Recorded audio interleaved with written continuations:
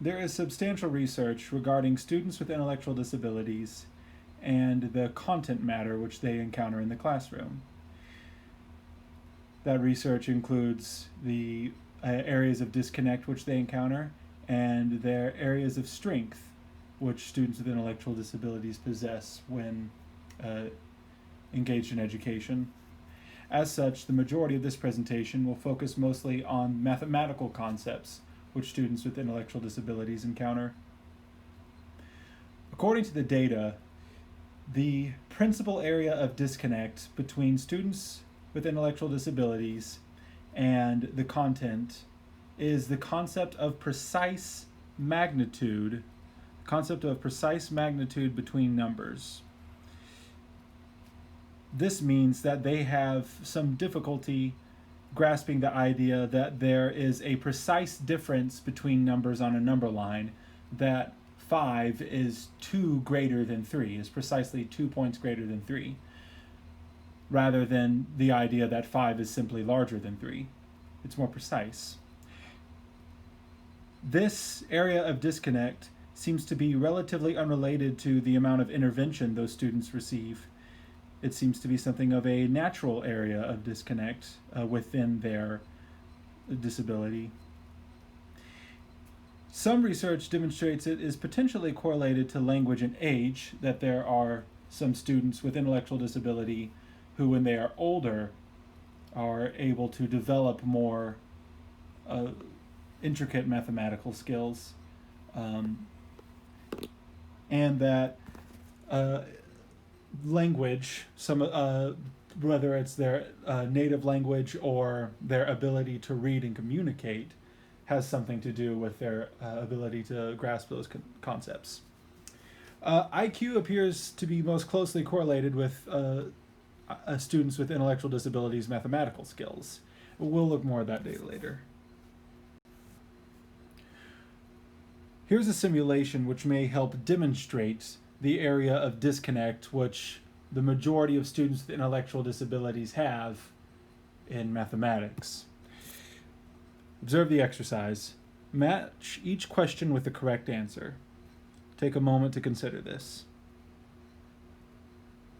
I'm sure you've all very quickly realized that it would be quite impossible for you to determine which answer is matched with which operation, simply because you don't know what the symbols represent. Well, with students with intellectual disability, it's not that they don't understand what the number represents. They don't understand its place on the number line. They don't understand its precise magnitude. Simply that one is a larger number that they could finger count, or one is a smaller number that they could finger count. But without finger counting, it is difficult to obtain a precise idea of that number without a physical representation. That's a nuance which is often used by teachers in the classroom. We'll look at that next. And here it is. Numeracy manipulatives as aids of instruction.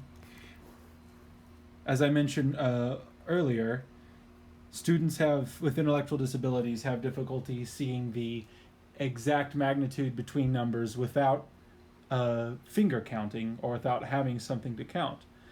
Thus, using a manipulative like a number line or counting beads, students can more effectively perform mathematical operations.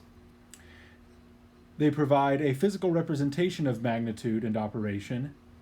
They provide material of physical interaction with the operation.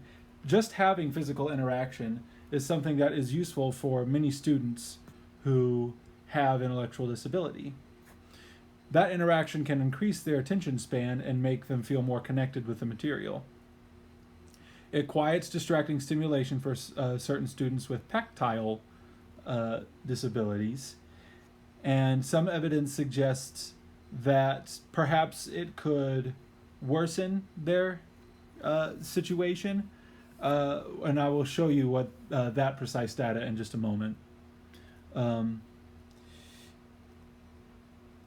Most research demonstrated that numeracy manipulatives were effective as educational tools. Once again, with a few instructors demonstrating that it was ineffective and Let's look at that exact data here in just a moment.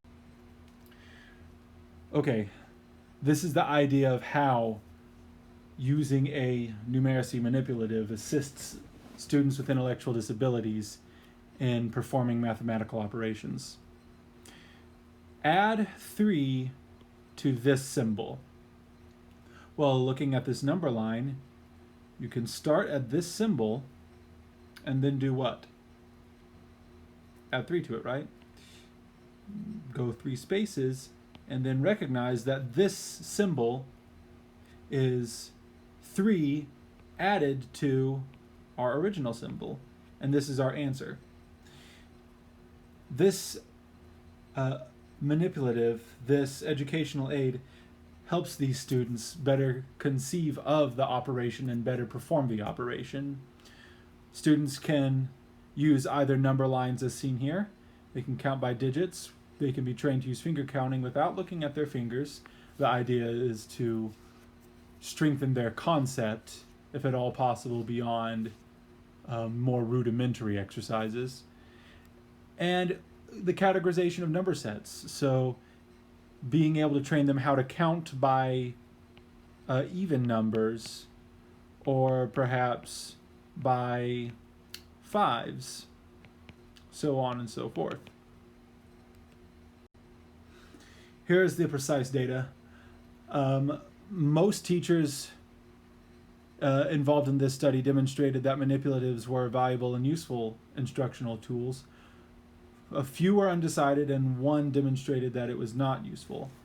Perhaps this student that this teacher had may have aversely reacted to the tactile functions of that manipulative, something to consider when providing that instructional tool.